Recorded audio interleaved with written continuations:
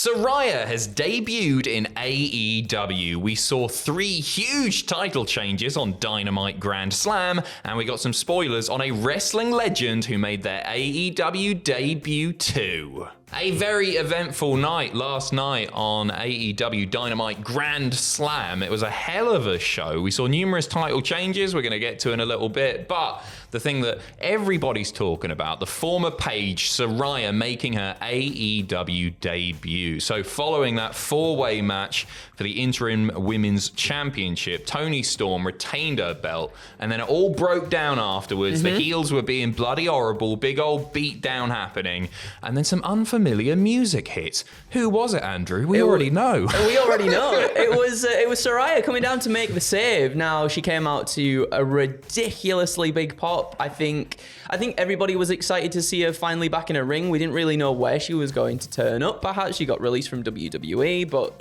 under the new regime, it was like, could she very much come back to WWE? But then here we are last night. I always felt that WWE didn't really know what to do with her when she couldn't wrestle. They did the general manager shtick for a bit. They did, she was managing the Kabuki Warriors. She was. And it always just felt like they weren't quite sure where she fit in. Now, Fightful Select did report, this is prior to Saraya debuting in AEW, that it was believed that WWE would have actually been interested in bringing her back. Fightful Select learned this week via AEW sources that there had at least been some conversations with Saraya this summer.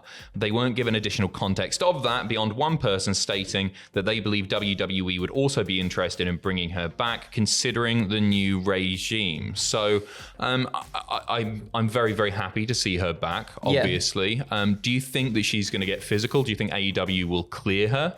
I think so. Yeah, I think so as well. I feel like if you come in to make a save in like a big heel beatdown on someone, I feel like that puts you in the position of, I'm going to be in the ring. I'm going to be in this, in a physical aspect, especially when her and Britt Baker had it was Britt who was staring at the ramp, and then like the music hits and a name pops up on the Titantron. Like that felt as though it was building towards something between those two, at least anyway. Yeah, absolutely. The focus was very much on Britt as she was making her way down to the ring. I mean, I would love to see it as long as she's good to go. The fact that WWE didn't clear her for so long and she was so desperate to get back in the ring does sort of concern me a little bit. It was a really serious injury that she sustained.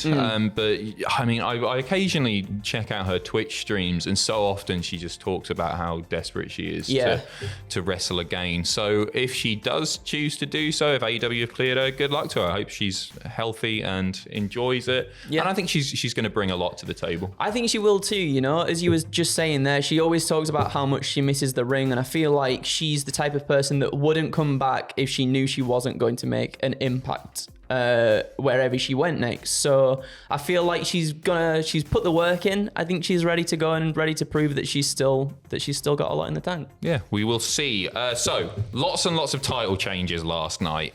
We call this one a change. It's not really a change because it was vacant before, wasn't it? Anyway, we're talking about the world title. We all knew that there would be a new world champion coming out of last night's Dynamite Grand Slam. It's not the man that I think a lot of us expected to be walking away with the gold. Jon Moxley winning the AEW World Championship.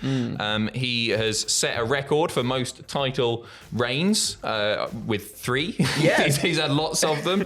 It was a really, really decent match. They really protected Danielson they gave him the pass out spot rather than him tapping. It ended with a chokehold of sorts. But mixed reactions to this online, just because I think that a lot of people thought that it was Danielson's time. Yeah. And I'm chuffed about this, to be honest. I'm chuffed about this as well. I thought it was going to be Danielson's time, but literally just before we came to record this, I was thinking, perhaps they didn't put it on Danielson because they know it's not going to be a long title reign.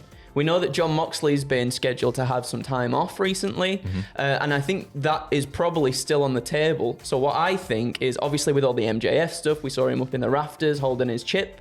I think Moxley could very well be a transitional champion. They didn't want to give it to Danielson because when Danielson gets it, they know they want to have like a longer reign with him, perhaps. Good shout. That's a really good shout. I don't want Moxley to become the in-between guy at all. But I'm really, really happy that they've put it on Moxley because I think Moxley right now is holding the company together. I really do. Like, he's cancelled his Ollie Bobs to crack on and wrestle.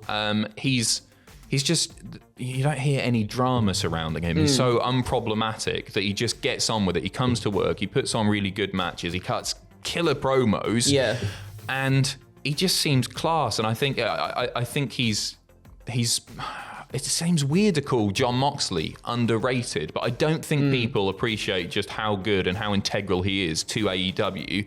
So I'm really, really happy that he's holding it again. I agree with you that MJF will be the man to dethrone Moxley. I don't think it's going anywhere until that happens. It really sucks that we won't get the proper Punk blow-off, or it looks like we won't get the proper Punk blow-off, at least, because that's arguably been their hottest feud ever. It's that and Paige and Omega. It's those two, but I think people were so invested in that, and now with CM Punk seemingly gone, I think it's such a shame that we won't get the proper big blow off to that, because it was so good. It was such great storytelling throughout.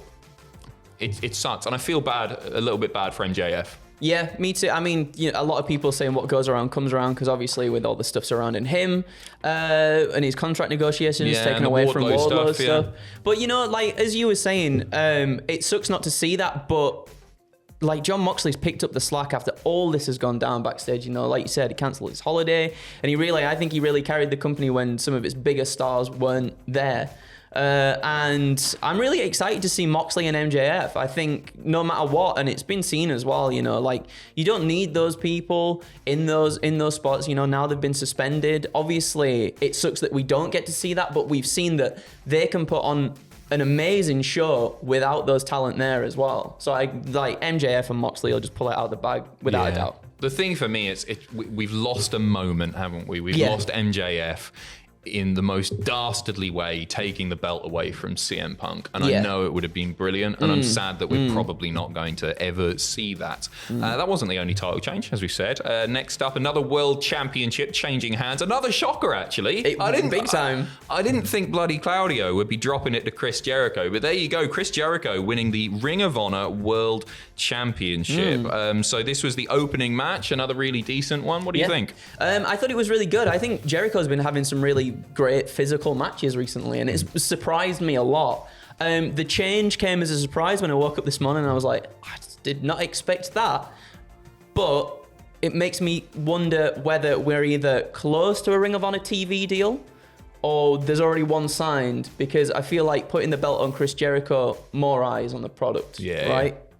Yeah, 100%. Yeah, I think that's a really good shout. If they get a decent TV deal going into it, with Chris Jericho as your champion, we'll certainly put eyes on that product. I feel a bit bad for Claudio. Me too. To be honest, I thought he was going to have a really lengthy reign. I wouldn't expect Jericho to hold it for too long. If this TV deal materializes, Jericho's got the belt, maybe 3 months or something like that, and then he drops it to an up and comer. But I was surprised that Claudio dropped it. I hope he gets it back. Me too. He's been having really good matches as well, and that's the thing. Obviously his promos aren't the best, but we've seen him develop already in that small window of time that he's been in AEW. I would like to see, Jericho gets it. He has like a really heelish reign. We build up to the Ring of Honor like splitting away and doing its own thing on TV, and then maybe we get Claudio coming back and finally taking it off him, and then all eyes are on him specifically within Ring of Honor, and not obviously having to like compete with the people in AEW as well. Yeah, so I think Claudio's one of the guys that, and I say this about few people, that it really doesn't bother me, the mic skill stuff, that much, because he's so exceptional in the ring and he's so unique in the ring that actually he's one of the few people where being a brilliant pro wrestler, like, his actions speak louder than his words. I was always gutted when like the Paul Heyman stuff didn't work out and he didn't get a mouthpiece, because I think he's a very worthy world champion, and he was in WWE as well. He was always just missing that one little bit in the eyes of Vince McMahon. But he was so over anyway. Yeah, he was. It was a shame that we didn't get that. Anyway, he's doing great stuff now. Good. Without his belt. The really exciting stuff. This is the one that I think a lot of us saw coming, the one that they perhaps should have done at the pay-per-view, but the Acclaimed winning the AEW World Tag Team titles. They are over like Rover. Swerve, by the way, give him all the credit in the world. He is doing some amazing heel work at the moment, just on his own. The thing with Keith Lee, it doesn't look like they're necessarily going to be together for too long. Keith not playing it up as much as Swerve is. Anyway, yeah, they hit the mic drop after. It was a bit of a weird finish. The last 2 minutes didn't quite work, but the end result was there. Yeah. And your new tag team champions, the bloody Acclaimed. Oh, so happy for them. Yeah, me so too. happy for them. I love, right, the fact that nobody thought anything of them. Tony chucked these boys together and everybody was like, what? Yeah. I'm familiar. He took a chance on them and he obviously saw something really special in both men that thought maybe he thought that could work together. And it's just been a steady incline, hasn't it? The whole time they've been AEW. It's been crazy, you know. They've really worked on themselves and developed their characters to a point where now we're so excited, aren't we? When something happens within the realm of wrestling, we're excited to see what happens when Max Caster gets on the mic to reference it. Like it's one of the things I think a lot of people look forward to on AEW TV now, and to see them get this far and to see them get so much just love from the crowd is an incredible thing to see. And then obviously last night, like this is really big for them to beat awesome. Swerve and Keith Lee as well is such a huge deal. Yeah. And like I said, I'm just so happy for them. I hope we see them put on some more belters because that match last night was really good, and on the pay-per-view as well was phenomenal. Yeah, the pay-per-view match, one of my favorite matches of this year. It was just so good. It's just brilliant tag team wrestling. It's what tag team wrestling should be. Yeah. And yeah, you know what? I totally agree in that, we're excited to see what Max Caster has to say. And I think that's been the case for a long, long time when a big bit of drama happens. But actually, they've elevated themselves in the ring so much. They've improved so much that I'm looking forward to the matches as well, me which too. I couldn't necessarily say before. Awesome stuff. Right, we got some Rampage spoilers now. A couple of big bits from Rampage. So if you want to watch the show on Friday night, then goodbye. Thank you very much for coming. But some really big stuff happening here. Tony Khan had a few more tricks up his sleeve. We saw the AEW debut of the Great Muta. I didn't expect this to happen. So Sting and Darby Allin defeating Brody King and Buddy Matthews. The finish had Matthews about to attack Sting with a baseball bat, and then the lights go out. The Great Muta's music plays as Muta came out, sprayed mist on Matthews, and then this caused Matthews to bump Julia Hart off the apron onto a table. Sting pinned Matthews to pick up the win, and then Sting and Muta, of course, have loads of history dating back to WCW. NWO Japan. He won the NWA title from Sting as well. And this is his last year in pro wrestling. He's retiring next year in 2023. Do you think we'll see a match maybe, or was this just a fun little bit for... I think hello. Hello. I the think fire we'll see a alarms are match. working. I think we'll see a match between the two. They're still working. They're still going. Still going. All good.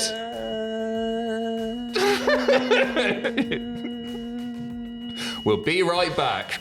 And we're back. Dream fade, blah, blah, blah, all that stuff. As you can see, it's Fraser Ball with me instead of Adam Pacitti. What's going on here? The fire alarm is still going. It's been a chaotic morning. There's been some time between the last cut and this cut. But yes, as we were saying, the Great Muta turned up at AEW Rampage Grand Slam. Spoilers, obviously, everybody, we all know that. And yeah, he hugs Sting. Do we think there's going to be some sort of... We know that his retirement match is coming up soon in 2023. Do we think perhaps his final match could be with Sting? They have a lot of history together in the ring as well. But speculation. I think there's definitely a chance that one of his last matches could be with Sting. As you said, we know his retirement tour is coming up. He's got, I think we've seen it's January, February time. He's doing a retirement tour. I wouldn't be surprised if Sting was one of the matches, but also this feels like what happened could be setting up a six-man. It could be a six-man tag, and having Darby be the little child of little child of Great Muta and Sting. Well, time will tell. Anyway, thank you so much for joining us, everybody. Sorry about the disjointed ending. It's all kicking off. It's all exciting, but we'll be back for some more wrestling news very soon. So until then, take care.